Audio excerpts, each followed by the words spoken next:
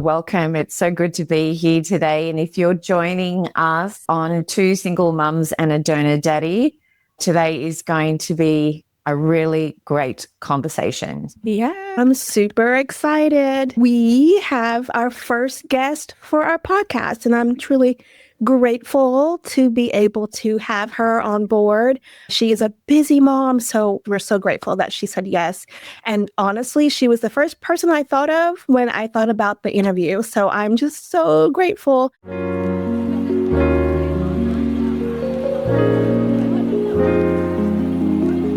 Hi, lovely. I'm Dr. Ambra Brown. And I'm Tash Alvaro. Welcome to Two Single Mums and a Donor Daddy, where two complete strangers are connected by choosing the same donor daddy. And now we're having real conversations about the journey to solo motherhood by choice. And how to prepare for it mentally, physically, emotionally, and even intuitively, while creating the path to motherhood on your terms.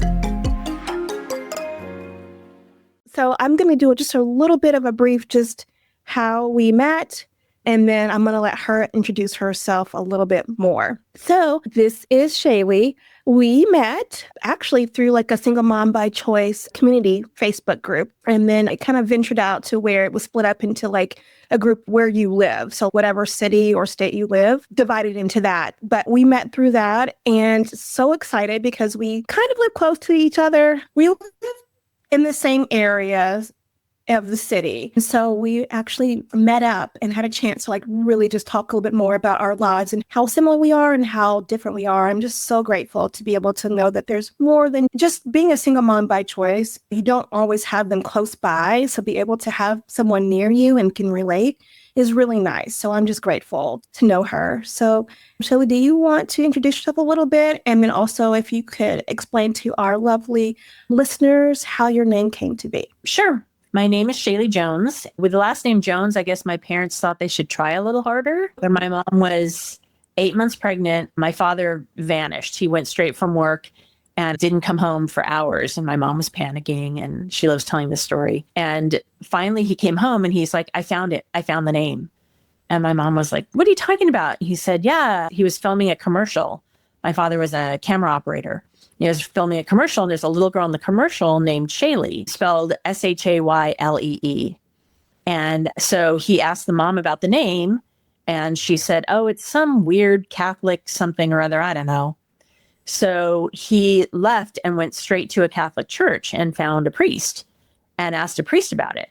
And it turns out that Shaylee is from Regina Shaylee, who is the Queen of Heaven in the Latin Mass at Easter. So they didn't make it up. It is a real name. It is a real thing, but very unusual, especially in the States. You do run across it occasionally.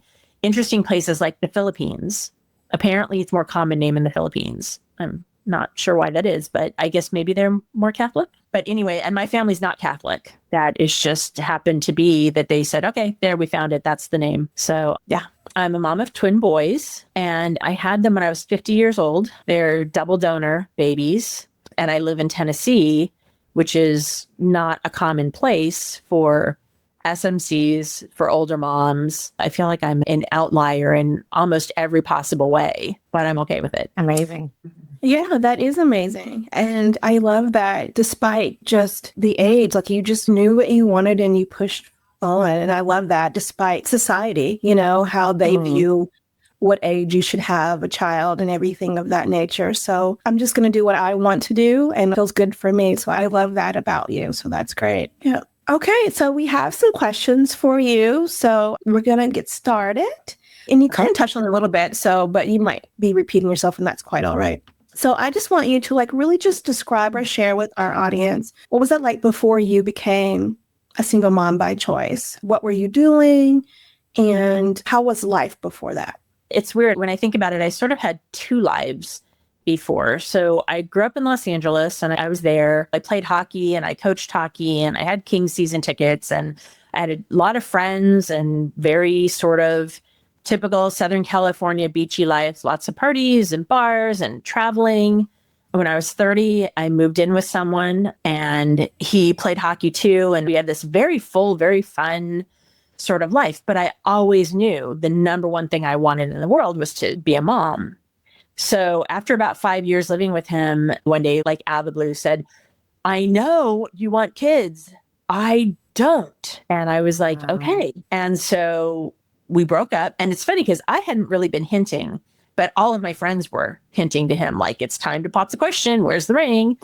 And I don't know. Honestly, I don't think I wanted to marry him. I just wanted to be a mom. So after we split up, nothing really changed. I moved out, but we still had all the same friends and all the same things. And I realized that I was never going to move forward if I stayed there. So I packed up and I moved to Washington, D.C., thinking that, I'm older, but the men there will appreciate an intelligent, mature woman and blah, blah, blah. No, it wasn't like that at all. It was very difficult in my late 30s making friends at all. Everyone was either married and very ensconced in their families, or they were super career driven. And I had a really hard time. And so I ended up eventually having a lot of friends who were 40-something single childless women was my friend circle. And in that circle, no one was really even talking about being an SMC or encouraging it, but it was always still in the back of my mind. That was what I wanted to do. And I had a special needs dog who took up all of my time and all of my money. And I kept saying, well, at some point, I'll do this at some point. And my dog passed away when I was 45. And a couple days after she passed away, I finally got over wow, I actually have time to think about things, and I still want to have a baby. That's all I want in the whole world. So that was sort of like the end. At that point, most of my friends I still was friends with them, but it wasn't as much of a focus as getting ready and thinking about changing my life and thinking about being a mom and all of that. So I wouldn't say that I had a super great full life in DC. I had friends, I had a good job, everything was fine, had a dog, but it wasn't like my life in California where I had been out partying and having a great time. Yeah, that is two different lived experiences for sure. Yeah. And so I always tell people that I don't feel like I'm missing out on anything because I did have a really full life. So I'm perfectly happy to just hang out with my kids. I don't really feel this like, oh man, I can't go to the girls' night. I just really have that. I think sometimes that does come with age too, doesn't it? If we get to that point. But what led you to make the decision to become a single mom by choice? Well, I always knew, like people who've known me years and years since I was a teenager will tell you that I always said, if I don't find the right guy, I will have a baby on my own. Wow. And I don't think people ever really believe that. But I was raised by a single mom. I had very few good marriages to look up to in my life. I never really had that desire to get married. I never sketched my wedding dress on my notebooks, or it just wasn't ever my thing. But I always knew I wanted to be a mom. That's amazing. So you always had that longing. Yeah, that desire. That's really beautiful. It is. And I love that you've shared that because Tasha and I talk about this a lot. Like it all can look different for everybody. There are people, I'll speak for myself, that definitely was in the traditional zone of like wanting to get married and then have like the family, but it didn't work out that way, which is perfectly fine. But then there's someone who never want to be married, don't want a husband. They just want to be a mom. And that's beautiful in itself too. And it can look so many ways. And I just love that. And I love that you're sharing your story about that too. And people tend to frown upon that, but who cares? I think it's about what you desire, what makes you happy. And I'm glad that's what you still wanted throughout. It never changed for you. And I love that. I love that very much. When you had made that decision, you realized you just wanted to be a mom and you were at a certain age. Did you have any like feelings behind like, yeah, I want to be a mom and I'm going to do it alone. But did you have any feelings, like any negative feelings about that notion, that even that term of being a single mom by choice? I always knew, because I was raised by a single mom, and obviously I love my mom, she did not enjoy her circumstances.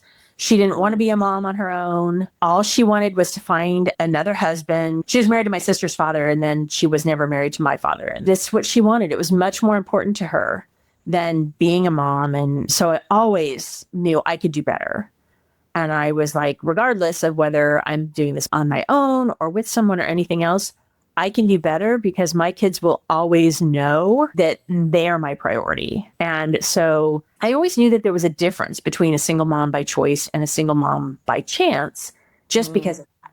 Because I always knew I could do better and that I was not going to allow my children to become a statistic you see all the time. And it's one of the things I argue with people about. And they go, well, single moms, blah, blah, blah, blah, blah. And I'm like, no, there's lots and lots of different kinds of single moms. And yes, there are some that are in dire financial circumstances. There are people that were very young or just really didn't want to have a baby and sort of ended up in a situation. And then there's those of us who wanted to be moms and wanted to have babies and were prepared and knew exactly what we were getting into. And I don't think there's any possible way that the outcome is going to be negative for a kid that is wanted and loved and prioritized. Yeah, that's so good. Basically, that is the difference. I love that. Okay. But just touching on that as well, where you were saying how certain women can become a single mum by chance, or there's the choice as well. But I think society tends to put this umbrella over all of us that we can tend to be a strain on society depending on our particular circumstances. So they're like, oh, you're a single mum. That means that your life or your situation is dire. And you're like, no, it's not. It's actually not. We're thriving. I'm excited. This was a decision and a great decision that I had made for myself. So going into that, when you were saying in regards to your mum's circumstances too, so when you made the decision, how did your mum react when you had that conversation with her and your family? What were their thoughts on it? One of the great things about my mom is that when she says, I just want you to be happy, she means it. She would not care if I was a bug farmer in the middle of nowhere. I love if I was happy. That is her thing. So she was thrilled. When I told her my plans, she was thrilled. The problem with it is that it took me a really long time to have success. And so I noticed people stopped being invested in it because I think they were embarrassed, because when they'd ask me how it went and I'd say, oh, no, it didn't work, then they would be embarrassed and upset. And so they stopped asking. So after a while, I stopped talking about it. I just didn't tell them. I just did it all by myself, because that way I didn't have to deal with anyone else's feelings of disappointment as well as my own. I was just managing my own feelings. But my father, and I've always been closer to my father than my mother. And for the longest, I didn't tell him what my plans were. And even the last transfer that I did that worked, it was over Thanksgiving break, and I had to do some weird little finagling and some fibbing to him to not tell him, because I didn't want him to know. And a couple months after I found out I was pregnant, my father's brother died, and we went to Florida to see some of my cousins, and they were having this big wake and everyone was drinking. And I obviously wasn't drinking. I was pregnant, but I didn't want them to feel judged, like I was judging them by not drinking. So I cornered my cousin and I told her that I was pregnant. And she was over the moon. She was so excited. And she said, oh, your dad must be thrilled. And I was like, oh, no, I'm not told him. And she's like, he's going to be so excited. His only grandchildren. I'm like, no, he's not. Trust me, believe me, he is not going to like this. So I finally told him when I was 6 months pregnant, and he was not happy. He was in Los Angeles. I was in DC. He said, I need to process this, and hung up the phone. And after that, the next time he just pretended like he never knew. It wasn't happening. He just went back to life as normal. And so I didn't tell him I was having twins. Like, I just told him I was pregnant. So after the boys were born, I called him and I said, hi, Dad, I gave birth today. And he's like, I figured. And I was like, okay, well, I have some news. He's like, what? I said, well, I actually had twins. And he's like, I am so glad you did not tell me that before. And I was like, yeah, I figured. So anyway, he still wasn't on board, but he was going to come out and visit and meet the boys. While we were working on that, I was deciding whether or not to move. And so I called him and I said, how would you feel about coming out here and helping me move from DC to Tennessee? And he said, fine, that's fine. And then he got here and he would not look at my kids. Like, we were getting out of the car from the airport and I handed him one of the little bucket seats with a baby in it, with a 2-month-old baby in it. And he took it like he was taking a suitcase or something. It was the weirdest thing. He just couldn't wrap his head around it. And he was furious at me all the time when I was packing because he said, you know, you're spending all your time with those babies and you're not actually getting things done. And I was like, Dad, they're 2 months old. They come first. So we got to Tennessee. My best friend met us. We stayed at her house for a couple days.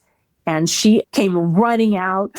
What are my nephews? I can't wait to meet them. And I could see my dad going, I wonder if I was supposed to do that. Kind of like, it's the weirdest thing. And he watched all these people gushing over them. And he told me, everyone keeps congratulating me on being a grandfather. And I was like, well, yeah, Dad, most people consider that a blessing. And he was like, I don't understand it. And I was like, okay. Anyway, so we moved down here. He went home. About 6 months later, he came back to visit and saw that we were good. We were in the new house. We were happy. Everybody was healthy. We were thriving.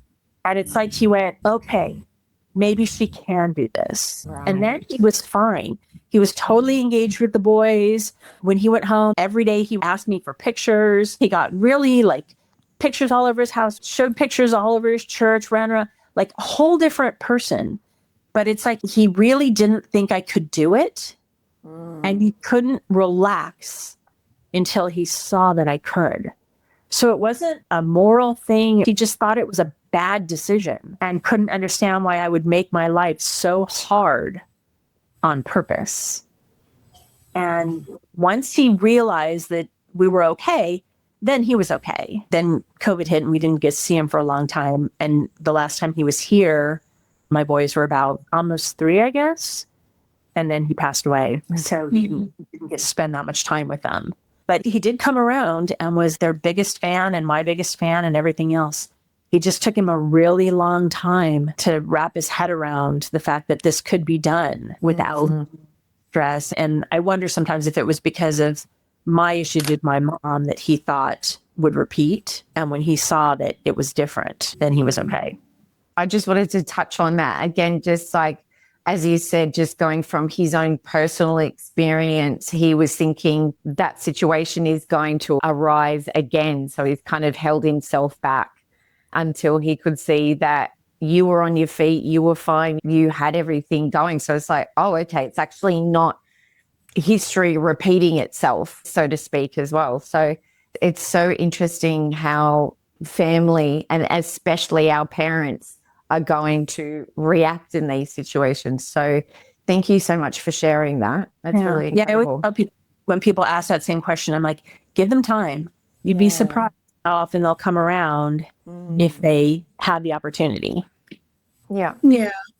I'm really glad that like your dad did come around and that he had the chance to spend time with them before he passed away. So that's something that's really good, and a memory that you have, and not one of like him being, not accepting or wanting to be apart, like he came around, and so that was a good thing for you, I'm sure, and the boys, even though they were young, I mean, still good. So I'm glad for that. Tess, you're right, like so many parents or people that you're close to react differently. And you really do hope that they do come around. But at the same time, if they don't, you kind of have to like be okay with that, move on, and just wish them well. And if they do, you can decide if you want them to be a part of your life or not. But you do hope that it is a positive situation as time goes on. I know for like my family, it took them a while. And I can agree too, looking back, that they were just very concerned, about how is it going to do this as someone single. Why would you even want to do this? And then just also the stigma behind being a single mom by choice. They were worried about how it would affect me and how people would view me. And I don't know about like you, Shaylee, but also the family being embarrassed that their child is doing this, because you're afraid that someone's going to talk about like, well, why is she doing this? So having to defend that and be embarrassed that your own child's doing this. So situations are so different, but you always hope that they come around and be okay and love the child, and be a part, because that's what you want for most people. So you talked about this a little bit because you mentioned being a double donor, correct? So can you talk about like the whole process of just finding the donor, the fertility aspects of it, and finding the clinic that felt good for you? Can you kind of go through that whole spiel of how that happened for you? Yeah. So after the dog died and I finally went, oh, okay, what could I do? I had a childhood friend. She was actually my best friend in like third grade, who I knew was an SMC. And she lived in California and I hadn't talked to her in ages, but I reached out to her and I said, what do I do first? Like, I'm ready to do this and I don't know what to do. And she said, find an RE and have your levels checked, have everything tested. So I really just sort of picked the first clinic that I saw. Like, it was the closest and I didn't really do a lot of research. Looking back, I probably should have done a lot more research. I think I picked the most expensive clinic on the planet, but I went in there and I wanted to do IUI just because I'm a big believer in not having regrets.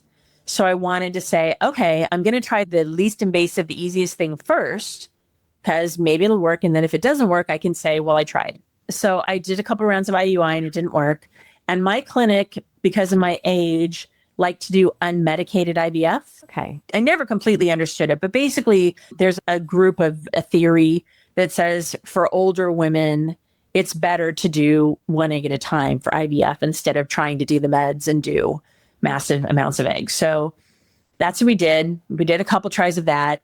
And the interesting thing was, because I was so much older, my cycle was all over the map. And so the monitoring, I was getting up literally because I had to be at work at 8. So I was having to show up at the clinic at 7 when the doors opened to get my blood draws and then go to work. And then they would call me and say, come back, it's transfer day. But I was doing this almost every day for every try. It was ridiculous. So I did a couple rounds of IVF. That didn't work either. And my clinic this whole time was saying, don't egg. And I just wouldn't even consider it. Like, I wasn't doing it. But then after the third IVF didn't work, I thought, okay, well, I got to rethink this. So I said, okay, I'll talk to the woman and find out how much donor egg is. And it was $30,000 without meds, without anything else. And I was like, there's no way. I can't do that. So I said goodbye to the clinic. Then I actually did some research and I found California Conceptions. I don't know if you guys are familiar. It's a double donor program. So you pay for 3 tries and they put the profiles together. So you don't actually pick a donor. They put them together. They use body chemistry and all these other things. And they say, we think this is a good fit for you. And I wasn't really that big on my donors anyway. My donor thing, I'm in marketing. I always figured it was mostly marketing.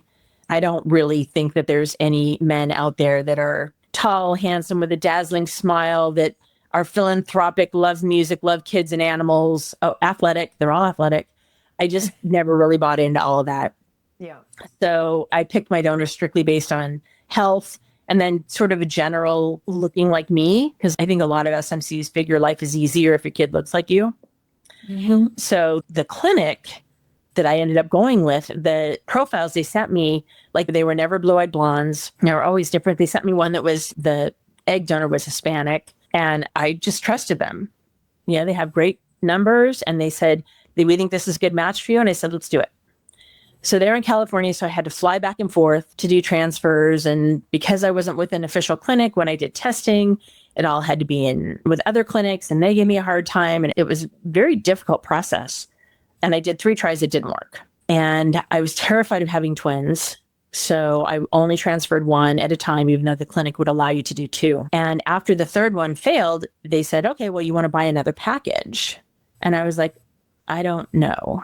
I'm going to look into some other things. So I went to a lot of meetings for a bunch of different adoption organizations. And I'm sure they didn't mean to be negative, but they were universally, your odds as a single woman, slim to none. Never going to happen. We love it. And go ahead and pay your fees and have all your paperwork and your home visits and all your stuff done, but not going to happen. So they scared me to death. So then I looked into overseas egg donation, all kinds of stuff. And my coordinator from my original clinic called me and said, we're raising our prices on August 31st.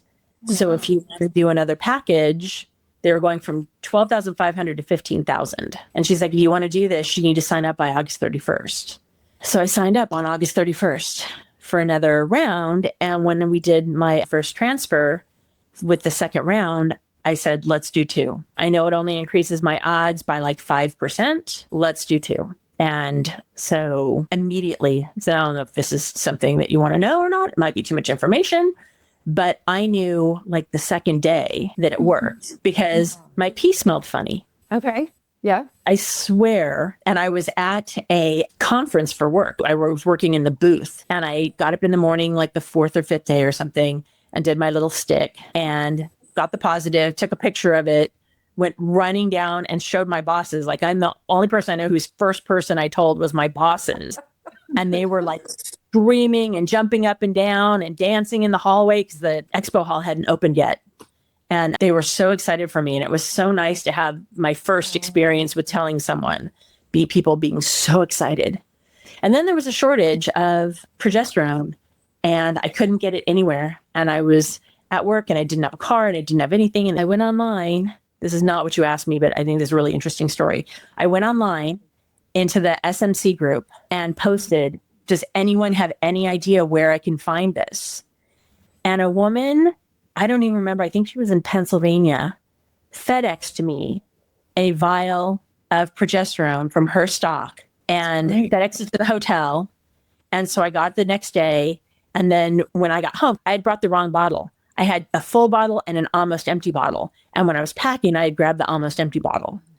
So when I got home, I FedExed her back one of my full bottles to replenish her stash. The whole FedExing thing, I think when all was said and done, cost me like $150 because I paid for her FedEx and then I paid for my FedEx. But I would have lost the pregnancy if I hadn't had that medication. And just this woman, like I'd never met before, I'd never talked to her before, FedExed me a vial of medication to the hotel in San Diego so I'd have my meds. That's incredible. I think that's so beautiful. And I'm glad you actually shared that as well, because this is why I think it's so amazing to have this community, because they understand, they know what can happen. And they're like, not even batting an eyelid. They're like, yeah, here we go. Not a problem whatsoever. Yeah. After all of that, to lose the pregnancy because of a simple mistake of grabbing the wrong vial, would have just devastated me. Absolutely. And she came to my rescue. That's incredible. We talk a lot about this too. So important to like build your community, whether it's locally or through the Facebook community or whatever. It is so important because they do understand you and they want to do anything to help you because they get it. They've been in your shoes. Also too, it's for the future woman who's in there trying to see if they want to do this or not, and to know that they have a community that can support them is amazing. So I love that. I did not know that. Obviously, we haven't talked a lot, but I did not know that. And that's a beautiful story and such amazing to share because, again, no one story looks alike. And I just love that. I think that's great. And for me, like I knew maybe like 2 days later that I was pregnant because I felt this weird sensation. And I think we all have experiences of how we already knew that we were pregnant. And so just to share, that's fine. Because, it's good for everybody to know that we're not crazy. You know what I mean? Whether it's pee or some kind of like weird sensation. It's too much because you're just like, yeah, right. I get that. I totally get that. And this is where I think it comes into play of once you start to understand your own body, even though it may not make sense to you at the time, you do have this inner knowing like, yeah, this has worked or right. So something's different, something has changed and you pick up on it and it can be the slightest thing. And you're like, yes, this is making sense now. I get it. So that's incredible. Yeah, it is. Absolutely incredible. I want to back up real quick because I know I have another question, but this relates to what you were saying. Like you mentioned, like the California conception. Did you feel relieved that they were the ones helping you to pick out the donors? Because I know that a lot of people feel stressed doing it on their own. It can be very overwhelming and time consuming. So did you feel like, oh, I don't have to worry about that? I just, you said that you trusted them. So did you just be like, oh, thank you. I trust what you are doing. And that's one thing that I don't have to worry about. I don't know. Right before I came to them, they had a big article in some big paper. and they all of a sudden had become really busy. And so egg donation takes time, and recruiting the donors and all of that, they were behind. And so the process took a long time. And so I think I was more second guessing, like this is taking a lot longer than I thought it was going to take, than I was actually thinking that relieved that I wasn't making the choices. And then the way their process works, it's all shared cycles. So because of that, my boys have full siblings out in the world, not just half siblings. I lose track all the time because it's full siblings, but I think we have 7 total full siblings that we know of. And then our egg donor donated twice. So we have our 7. And then the other donation has 3 more. And then it turns out she also did a private donation. And so there's another child from that. And then we have found one child that's a half sibling from our sperm donor. So we have a really good donor sibling family, but it's unusual to have full siblings. So that's just the way our clinic is. And out of our full siblings, we have 2 married couples, and then the rest are SMCs. And everybody else has a singleton. And then one of our moms has her singleton, and then she has twins from the same clinic, but another set of donors. Wow. I always think with the full siblings, someone should be doing a study. This is like the perfect example of nature versus nurture to see the differences. Because like we share tons of pictures and we always say, okay, like these 2 looked exactly the same when they were little kids. But again, being raised in different parts of the world, we have one in New Zealand, we have one in Spain, we have a half sibling in Germany, and then the rest are spread out all over the States. So they're all very different. We have one boy who's being raised by his mother and his grandmother. I wish someone was like documenting all of this. And, you know, when they grow up, how similar they are. Right. And right of being raised in different places. Because in a weird way, it's almost like they're septuplets. You know, Wow. Yeah. When you look at it like that. Yeah. Yeah. They were the same batch of eggs and the same batch of sperm. And then they were just divided up among 6 different women. Wow. Yeah. Yeah. That It's would be really interesting when you think about it. You've connected. Majority of the families, have you all connected and stayed in contact? Because you were saying you're sharing photos and things like that. Have you had an opportunity to meet any of the other families at all? I want to pause for just a moment, because if any part of this conversation is resonating with you, I want you to know you're not alone. I'm currently building a mini course called Ready from Within, designed to help women slow down, reflect, and reconnect with themselves as they consider or even navigate solo motherhood. This isn't about rushing a decision. It's about building a strong inner foundation so you can trust yourself through the good, the hard, and everything in between. I've opened up a waitlist so you can be the first to know when it's ready. The link is in the show notes. We have met 2. We went on the one who lives in Spain now. We've been on 2 vacations actually with her. Well, once we met up with her on a vacation, and once we actually went on a vacation with her and her daughters, just a couple days. And then the other one, just this past summer, there's a little girl who's only 3 weeks younger than my boys. And we met up with her family in St. Louis. We all got an Airbnb together. And the kids had such a great time. And afterwards, on their way home, I'm like, what was the best part of the trip? And they're like, meeting her sister. She's awesome. She's so fun. It's like, I like her too. Oh, that's amazing. So when you saw the kids around each other, did you notice any sort of similarities, even sort of mannerisms and things like that at all? Because you were saying, as you know, nature versus nurture. Was there anything that you noticed at all? There's weird things. Like they all have really tiny feet. Like all of the siblings have really tiny feet.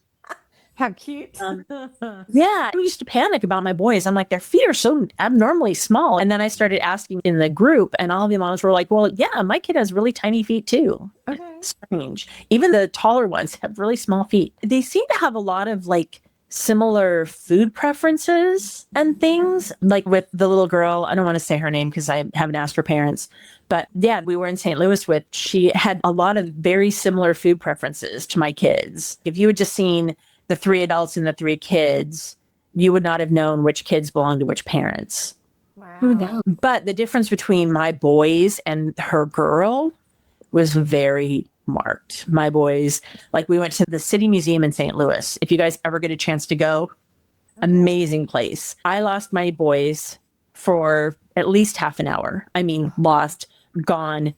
I was hysterical. We had 3 adults standing within 3 feet of them and they vanished and we couldn't find them anywhere. And we had one mom stand there and the rest of us like running frantically all over this place, couldn't find them anywhere. And when we finally found them and we went into a different section. And after being hysterical for half an hour because I couldn't find my kids, so she's like, I'll take them in to this little cave area if you just want to rest. And I'm like, yeah, I'll just sit here for a minute. She walked in, 30 seconds later, walked out and said, I lost all 3 kids. Yeah. And I was like, again? And not a minute later, her phone rang because they put your phone number on the kid's wristband. Yes, I've seen they do that. Yeah. So not a minute later, her phone rang and she was like, I'll be right there. And her daughter, as soon as she realized that she couldn't see her mom, her daughter went running up to a stranger and showed her the wristband. So I was like, see, that's the difference. My boys are gone and they love it. They're like exploring and they're having a great. Her daughter don't think they've done anything wrong, right? They're like, what are you talking about? I'm just having a look. Like, yeah. Isn't that what we're here for? Yeah. Right. That's so funny. Yeah. Oh, wow. Yeah. I tell people, my boys, what is that? What does it do? And what happens if I do this to it is like my life. And yeah, but her daughter just knew I got to find mom. I'm not supposed to be lost. I'm lost. And my boys were like, party, let's go. What's over here? What's that? So I was like, that's the difference between the boys and the girl. Maybe the twin thing versus a singleton. I don't know. If my boys were just comfortable because there were 2 of them. Yeah. Even though that's right. got lost together. Yeah. She went back for her mom and my kids kept going. Yeah. And it took that. I finally found one of my kids and I was like, okay. And I took him over to the husband and I said, stay here. I said, can you keep an eye on him? He said, yeah. Back in looking for my other son. It was this big cave complex inside this artificial caves that they built inside this old tire factory. So I go back in, I'm looking for my other kid. I finally find my other kid and I come back and I'm like, where's my first kid? And the guy's like, oh, was I supposed to keep him here? Oh my gosh. You were supposed to keep him here. Oh my gosh. So brain. Yeah. So I kept a hold of the one I had and dragged him around with me until we found his brother. I mean, we finally found everybody. But the little girl was just like, where did you go? Why didn't you come back? And they were like, it was a dragon. And we went looking at the dragon. And then after the dragon, there was a thing and there was another thing. And we had to climb up that other thing. Yeah. So it's a great place. For the age your kids are. Yeah. Amazing place. Right. Really. Okay. If you ever get a chance to go, City Museum in St. Louis. Awesome. Okay. Oh my God, that's hilarious. Thank you for sharing. About having twins. So I know like first we're just trying to do like 1 egg at a time. And then finally you were like, let's just do 2. Were you ever worried about like having twins? And then when you did find out you were having twins, like how did you feel about that? Well, I was adamant. I didn't want twins. I was terrified of having twins. Absolutely no way, not happening. So I'm having my ultrasound. It's pretty early, 7 or 8 weeks. Because of my age, they were keeping a really close eye on me. So I had the ultrasound and, the tech is blah, blah, blah. And then she goes, and the second baby. And I went, what? And she's like, oh, you didn't know? And I'm like, how would I know? This is my first ultrasound. And she's like, oh, yeah, I guess you wouldn't. And that was the last thing I said. And so I just sat there and I just completely in shock. And then we came out and I sat down with the doctor and she said, so we had a little surprise. And I was like, uh-huh. And she's like, do you have any questions? And I said, no. And she's like, what do you think? I'm like, I have no idea. And she was like, okay, well, if you have any questions, give me a call. And so they sent me home. And as soon as I walked out the door, I said to myself, I'm only going to think of positive things about twins. Like, I'm not going to let anything negative. I'm going to think of all the positive things. And so I started coming up with this list in my head that was like, and this is kind of morbid, but at my age, it's nice that my kids will always have each other if something happens to me. So that's, great. At my age, I would never probably go back for a sibling. So this is the only chance my child is going to have for a sibling. So that's nice. takes the choice away from me of ever having to worry about, should I do this? Should I not do it? And he or she, I didn't know at the time, will always have a built-in best friend. And so I started like all these things, just everything I could think of. And I started Googling and finding anything positive. And all I did was think of positive things for, I don't know, it was only like a day when I kind of went, okay, this is done. This is happening. We're going to do this. And I kind of was okay with it. And then as I started getting closer, because you get the two different reactions, you get people going, still to have twins. That's going to be so amazing. And then you get the people that are like, oh no, twins. What are you going to do? Which I've always sworn I would never do that to anybody. Like whenever someone says they're having twins, I'm like, trust me, amazing. You can do this. You know, oh, you're going to have your hands full. You have your hands full even with one. So regardless, right? Yes. Yeah. It's how you look at it. Absolutely. And I always say I'll get kicked out of the twin club for saying this. But in a lot of ways, I think twins, maybe not in the toddler years, because, oh my God, but once you get out of that stage, I think having twins might be easier than having kids like a couple years apart. Like my kids will always be in the same school. They're at the same level for the same team. I never, you know, when you go someplace like a children's museum, and there's like a little kid sitting there playing and a teenager going, Mama, you know, I never have to worry about that. They're always at the same level and the same place and the same everything. Yeah, that's really good. Kesha and I talk about this a lot too, just really opening up and being honest with yourself. And actually, it's good to kind of flip the script and focus on the positives, because when you focus on the positives, then that's what the outcome is. You know what I mean? And I love how you spun that around, was like, what are the positive aspects of having twins? And I love that. And I think that's a really good tool that you just provided for our audience, because not just for like having twins, but just for anything in general when it comes to parenting, like just flipping it on its head, thinking about the positives and focusing on that and navigating through that lens is amazing. So that's kudos to you, because I don't know, I probably would not have thought of that. So I love that you shared that. That's amazing. Yeah. Well, I think from this perspective now, and even a couple years ago, I think the universe knows what it's doing. I think I had always, you know, there's that Gilmore Girls thing that everyone has in their head of picturing, you know, me and my daughter. And I didn't have a preference, but I had always pictured myself with that one daughter. And then now that I have boys, I'm like, I cannot imagine anything else. I can't imagine being a girl mom, and I can't imagine not having both. Like it just, again, it fits. I don't love board games. I don't want to sit on the floor and do Play-Doh. It's just not my thing. I don't want to do Legos. I have no interest in any of that. So it's nice that they have someone to do that with. Obviously, I would do it if I had to, but for me, I have so much more fun watching them do it. And sort of, my son has a fiance and they've been engaged since kindergarten. Gorgeous. And her mom is a divorced single mom. And she's an only child. And her mom is always like, if we're both home, her daughter is, Mom, play with me, look at me, read to me, do this, come with me, paint with me all the time. And I'm like, I think that would make my head explode. I'm just not that person. And I'll take my kids out and spend all day running around the playground or the whatever with them. But to sit at home and like play board games would seriously make me pull my hair out. So I think the universe knew that and gave my kids a built-in board game partner so that I don't have to be that person. I love that. Built-in board game. I love that. That's amazing. So what I'd love to ask you is, being a mum to twin boys, what do you do for yourself outside of being a mum? I wish I could say very much, but I really don't. Okay. At this point in my life, my childhood best friend has been my best friend since I was my boy's age. She lives about an hour and a half away from here, and she's their auntie and they adore her. And I was just talking to her the other day about this. Her kids are grown and she has grandkids, and she has a husband and husband's company and husband's parents and all of this stuff.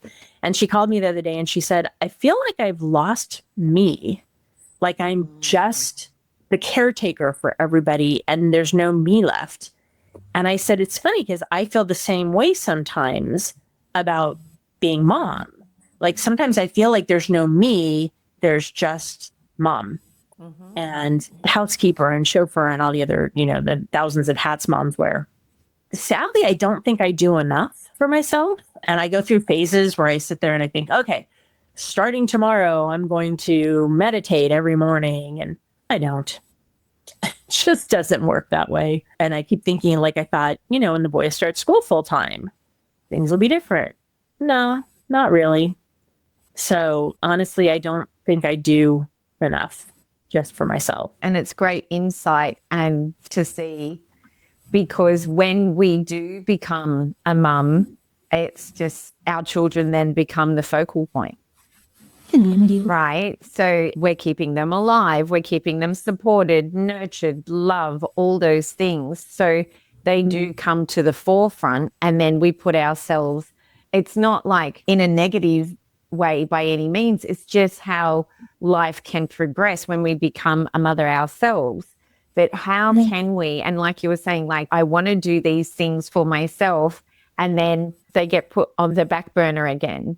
And so I think these are really important conversations to have. It's not that I don't desire or want to do these things for myself. However, my life is fairly full.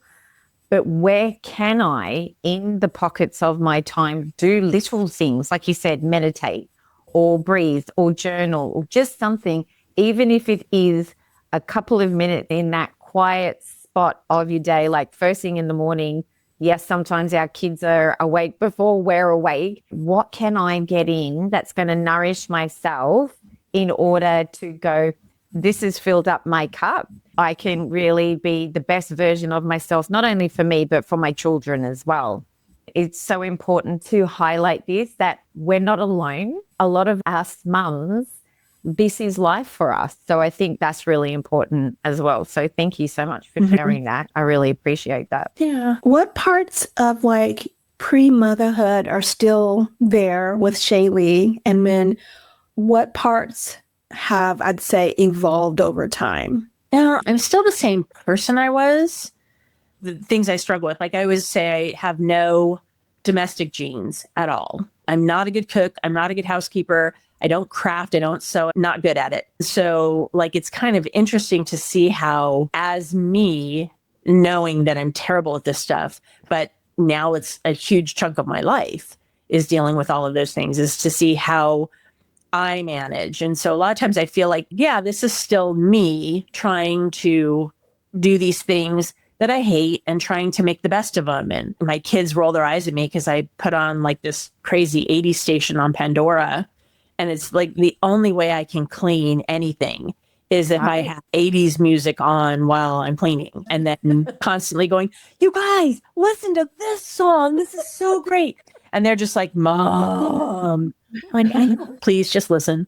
And they sit there for, those things. And I'm like, oh, there I am. Okay. Yeah. I will do like Ashton. So I'll listen to the 80s and 90s and then the 2000s, but I love the 90s and I love some of the 80s too. I'm an 80s baby, but I will be in the car jamming to that and just like reminiscing. And this is like thinking about the things I used to do back in the days based on the song. And it's so fun and to share those moments with my son. Like, well, your mom did this, or even like certain songs now are being used for like this music now. So it's just, I feel, I'm the same way. It motivates me, and even helping with like cleaning up too. Like I have to put on some kind of good tunes to get going with some of the chores. So I feel you on that one.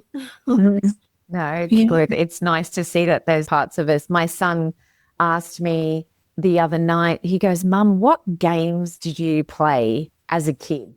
And my face just lit up, and I was running off all these games that we played. How we rode our bike everywhere. We had roller skates. We swam all the time. And his little face was like, what? I said, yeah, we didn't have screens, right? Yes, we had TV, but even then when we were children, we had to ask permission to watch TV as kids. There was only a certain time slot that we were always outside. We were always playing. And so those sorts of things. And when he heard the games that I played, he goes, oh, we kind of do that too, with his friends at school and those sorts of things. So it's nice to see that they're curious about how life was for us, at a similar age for them too. And I try and encourage it. And like you were saying, it's like, yes, it's just my son and at the moment, but I try and encourage board games or card games so we can interact as well. And that's our, we try and get in that quality time. So yeah, no, it's really amazing to share. So I'm so grateful to you, Shaylee, for sharing with us today. It's been an absolute pleasure getting to know you, your boys, your story, your journey. It's just been brilliant. We could keep asking questions, honestly. This could keep going. Yeah. Thank you so much for joining us today. I know your time is precious and we appreciate you and sharing your journey, because it's really going to help women out there who are making this decision to become a single mom by choice, and who also women who are navigating the space right now who are single moms by choice, and just listening to like your journey and might be very uplifting to them and encouraging to them. So we really just thank you for your time and sharing your valuable and important information with us. No, it's great that you guys are doing this. I really think that those of us that sort of incumbent upon us to try and encourage and share and support the new SMCs. Real quick, when I was a trier, I got invited to a Single Moms by Choice meeting, and it was at this woman's house, and she had a 2-year-old.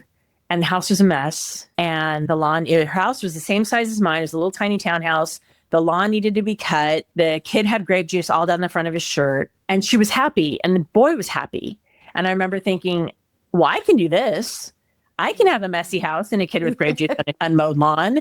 And if I can be happy doing that, then awesome. She really helped me decide that I can do this at a phase where I was getting a little bit nervous because it wasn't going well and I wasn't getting pregnant.